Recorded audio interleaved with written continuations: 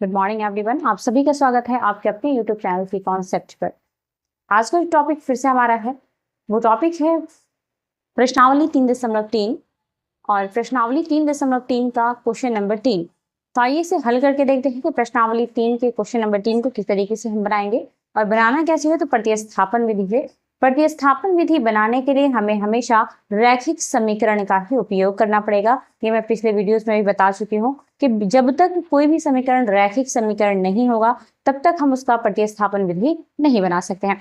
तो आज जो हमारा सवाल है वो रैखिक समीकरण दिया हुआ है। आइए देखते हैं हम कैसे बनाएंगे। सबसे पहले हम हल करना शुरू करेंगे।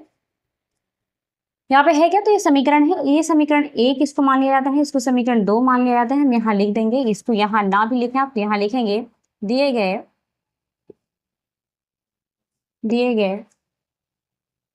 रैखिक समीकरण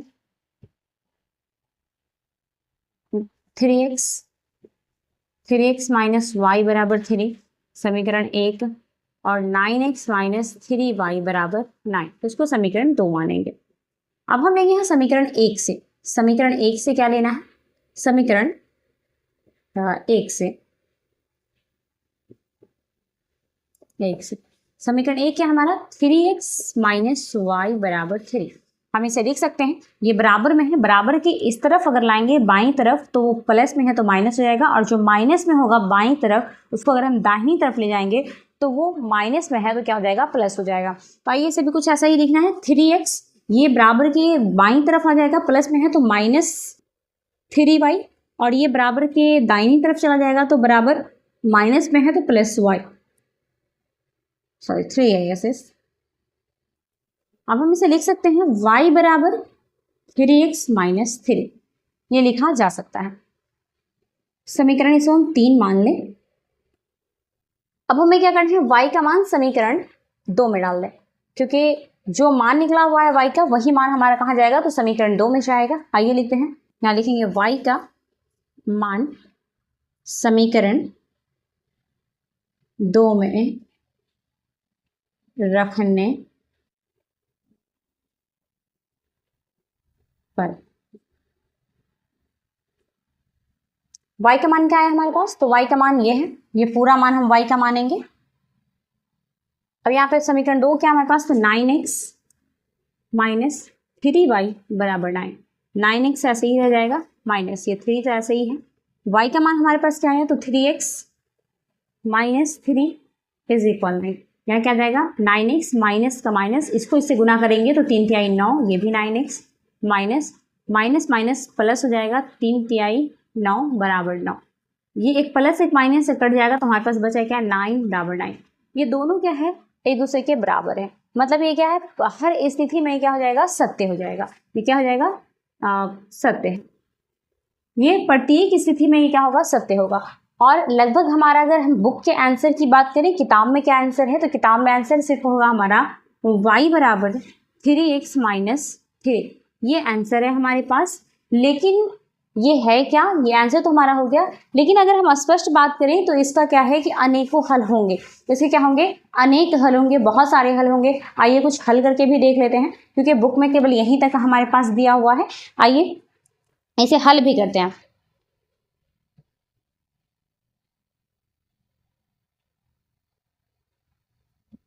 हल क्या करना है, अब यहाँ पे पहले लिख दिया जाए, अतः इसके अनेक हल हैं। आपकी मर्जी, आप ये जो लाइनें हैं वो जैसे भी लिख सकते हैं, यहाँ तक भी छोड़ सकते हैं। अब इसके हम कैसे बता सकते हैं कि अनेक हल है, आप पढ़े होंगे 3.21 में जब हम ग्राफ बनाते हैं तो x का मान हम कुछ ना कुछ रखते हैं या y का मान हम कुछ ना कुछ रखते हैं। तो आइए हम देखते हैं कि x का मान ही अगर हम रख लें तो y का मान क्या निकलता है। ये आपके एग्जाम के लिए तो नहीं है, लेकिन बताना मेरा इरादा है कि इस चीज़ों को बता दिया जाए। तो यहाँ क्या है, यहाँ मान लेते हैं कि माना x बराबर 0 अगर मान लेते हैं हम, तो y बराबर 3x माइनस 3, तो y बराबर 3 इंटू 0 बराबर 3, तो y बराबर 0 बराबर 3 माइनस 3, तो हो जाएगा y बराबर 3। मतलब y का मान 3 निकल गया। अगर हम x का मान 0 रखें तो y का मान क्या निकल गया, 3 निकल गया। तो इस तरीके से हम अनेक कई सारे मान निकाल सकते हैं। इसीलिए यहाँ पे लिखा गया है कि इस समीकरण के जो है, इस रैखिक समीकरण के, यहाँ पे आप लाइन चेंज कर भी सकते हैं। जैसे मैंने यहाँ लिख दिया है कि अतः इसके अनेक हल है, आप लिख सकते हैं अतः इस रैखिक समीकरण के अनेक हल है। चलिए अब देखते हैं इसका नेक्स्ट सवाल।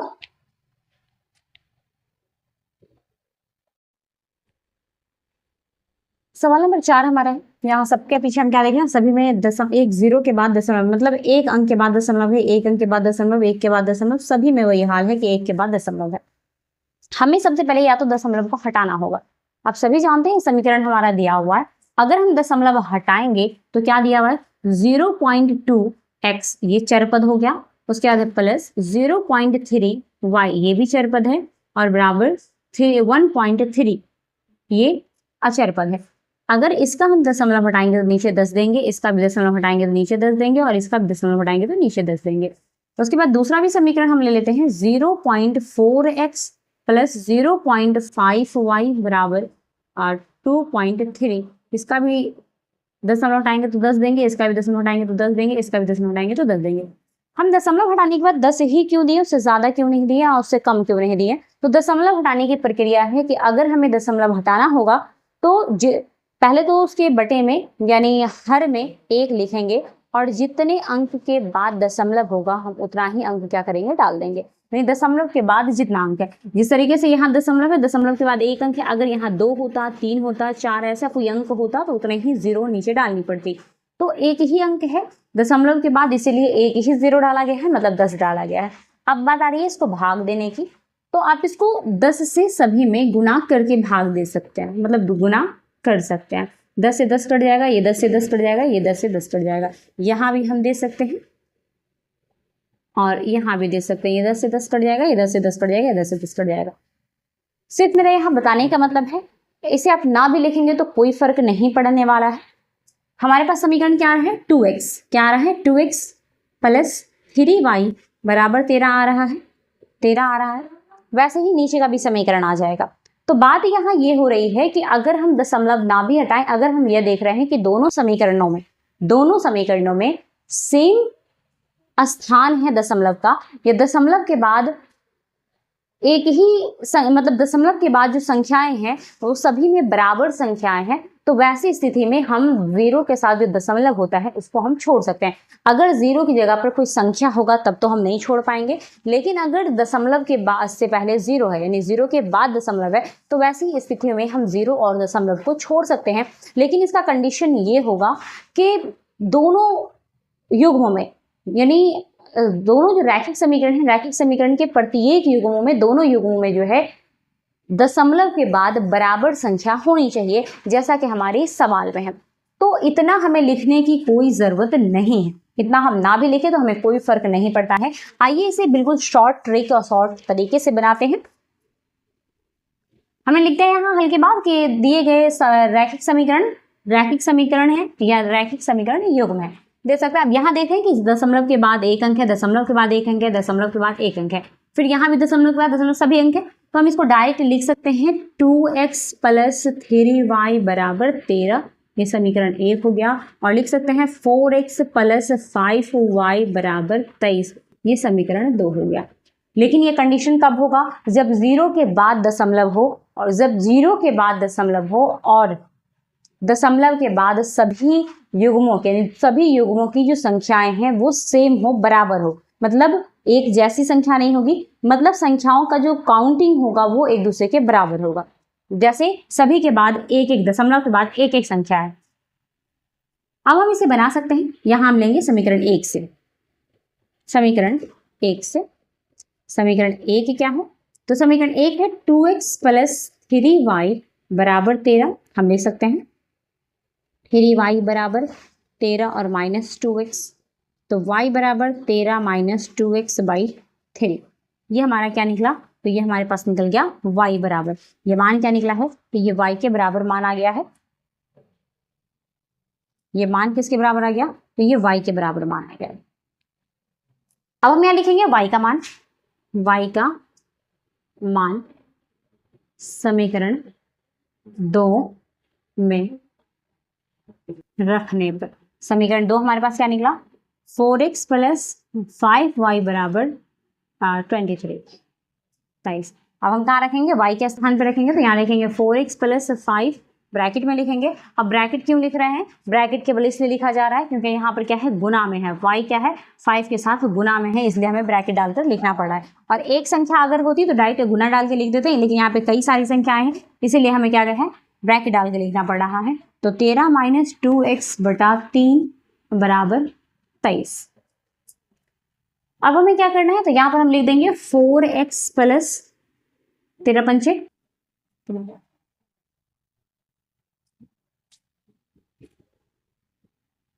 65 और प्लस माइनस माइनस 5 दूनी 10x, ये तो ब्रैकेट में है, नीचे 3 बराबर 23। 23 को गुना कर दें, 65 माइनस 10x बराबर 23। बटे में क्या है, दोनों के बटे में क्या है, 3 है, कुछ नहीं है, 4 तिहाई 12x प्लस, आप एलसीएम ले सकते हैं, एलसीएम लेंगे तो जाएगा 3, 4 तिहाई 12x प्लस 65 माइनस 10x और बराबर 23। तो यहाँ जाएगा 12x प्लस 65 माइनस 10x बराबर 23 से गुना कर दें, 3 तिहाई 9 और 3 दूनी 6। x का मान निकालना है, ये प्लस में है और ये माइनस में है, घट जाएगा तो बचेगा 2x बराबर 69 और माइनस 65।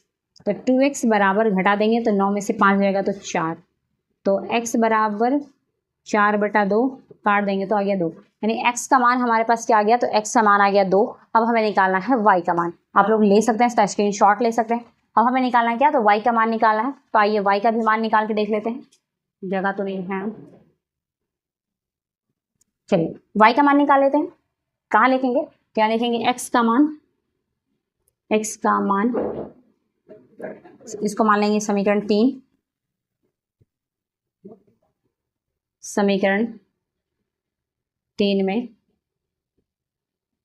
रखने पर समीकरण 3 क्या है, तो y बराबर 13 माइनस 2x बटा 3, तो y बराबर 13 माइनस 2 इंटू 2/3, तो हम यहाँ लिख सकते हैं, मिटा के बना देती हूँ मैं, चलिए